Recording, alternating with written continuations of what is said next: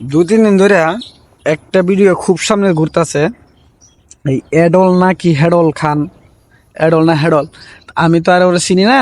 তো 2-3 দিন ধরে এর ভিডিওটা খুব দেখতেছি, সামনে আইতেছে এ নাকি সেরা সুদর্শন পুরুষ হয়েছে। তো আমি তো এতদিন জানতাম যে পুরুষ না, এই যে হিজড়া কিংবা থার্ড জেন্ডার এরকম কিছু একটা ভাবতাম। ওদি শাড়ি পরে নাচে, বা চুড়ি লাগায়, কানে দুল লাগায়, ফুল লাগায়, নাচে। আমি তো ভাবতাম যে হিজড়া টিজড়া একটা কিছু হইব। ওই এডর খান নাকি আবার বিয়েও করছে। আমি তো অবাক, আমার সেরা সুদর্শন পুরুষ হয়ে গেছে। কেমনে সম্ভব ভাই এটা? মানে ছেলে মানুষ কি দেশে ছিল না? এই এডর খান নাকি মেডর খান, হ্যাঁ এডর খান একটা, আবার আরেকটা কি জানি আছে যে কবি আর রবি নাকি, রুবি না কবির করিম, রুবি রুবি করিম না জানি কি, রুহি করিম, এরকম।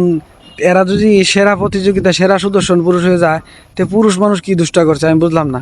আমাকে সাকিব খান কি করলো, এরা কইছিল? আল্লাহ আল্লাহ, আস্তাগফিরুল্লাহ। এরা দিয়ে সেরা সুদর্শন পুরুষ, হাতে তালি দিয়ে টাকা ওঠায়।